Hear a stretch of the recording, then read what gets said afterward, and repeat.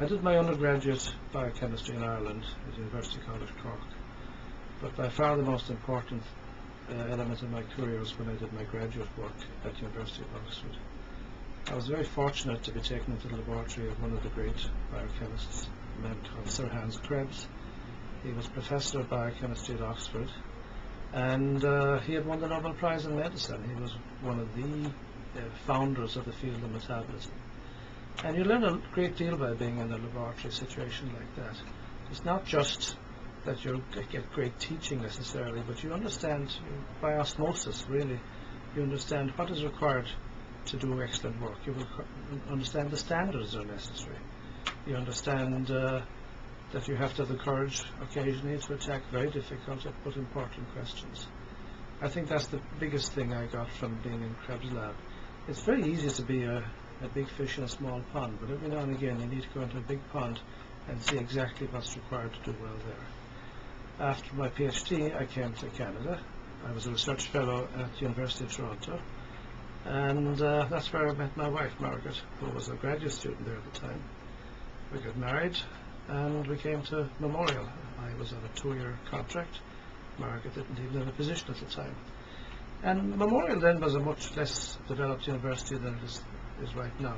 There wasn't a great deal here in my field. In fact, there was nothing here in my field. We started off with metabolism. We sort of founded metabolism here. It was missionary work, if you like. But we got going and we made some real strides. I should mention, having mentioned Margaret's involvement in my career, not just as a wife, but as a researcher, some other people. Beatrice Hall was my technician for 34 years. That was invaluable. And of course I've had quite a variety of graduate students and research fellows over the years, and that's what's really been a lot of fun. Our work is on amino acids. Now those are compounds or substances that the public doesn't necessarily know much about, but you're better thinking of them as the building blocks of proteins. And a protein is like a necklace where you get different beads in it, but they're not the same beads. You can have beads of different colors, and they're going to be in different order. And different proteins will have a different spectrum of amino acids in different orders. And so when on a typical Western diet we eat about 80 grams of protein a day, and when that's digested, that becomes about 80 grams of amino acids. And our research really has been involved with looking at what happens to those amino acids in the body, how they're distributed to different tissues, what do different tissues do with them. Some of them are used to make neurotransmitters, some of them are used to make other molecules. Of course, the great bulk of them are used to build up new proteins. And the proteins really are critical. We talk a lot about DNA, but DNA is the code of life. DNA's job is to code for proteins. It really basically says, I want you to make this particular protein. But once the proteins are made, those are the functional molecules. Some proteins are used for muscle contraction. Sometimes some are used to pump substance in and out of the cell. So they're the great functional molecules.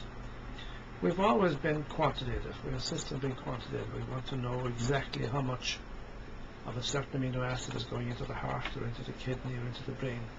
We've been, I think, at the forefront of drawing up a balance sheet of where things go and what they do.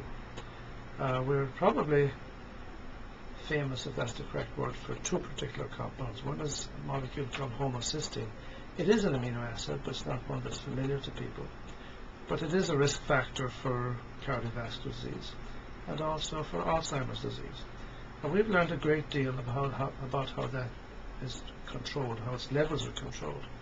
And we've even learned new ways of lowering its concentration in the blood, which I think can be quite useful in therapy.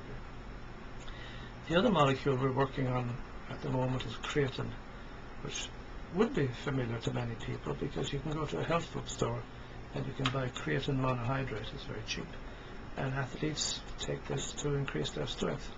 It actually works in some situations. Weightlifters all take it. It's not a banned drug by the Olympic Commission, and it does help in events like weightlifting when you've got high intensity exercises of short duration. It works there. It doesn't do anything if you're running around a soccer field for an hour. That's not what it does. But there's been a tremendous advance in our understanding of what creatine does in the last decade. We always thought it was involved with muscles, of course, But now we find that it's been involved in the brain also. And in fact, there are infants who have an impairment in their ability to synthesize creatine, and they come to the doctor not because of muscle problems, but because of brain problems. They have speech impairment and epilepsy and mental retardation. So we've been doing a great deal of work on creatine, how it's synthesized, how it's distributed around the body, how it gets into the brain. And I find that very, very rewarding. Oddly enough, right now I think we are doing the best work we've ever done in our lives. We have two projects ongoing, one about creatine. One I haven't talked to you about, but it's about vitamin deficiencies, which is really, really interesting, really novel. And please God, we'll be at it for some time.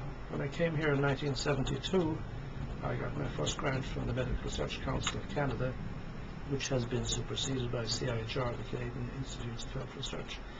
And since 1972, I've been continuously funded by those bodies, which is something of a Newfoundland record. I've just got new funding, which takes me to 2013. And I'm going to keep on working on amino acids because, quite frankly, they're my passion.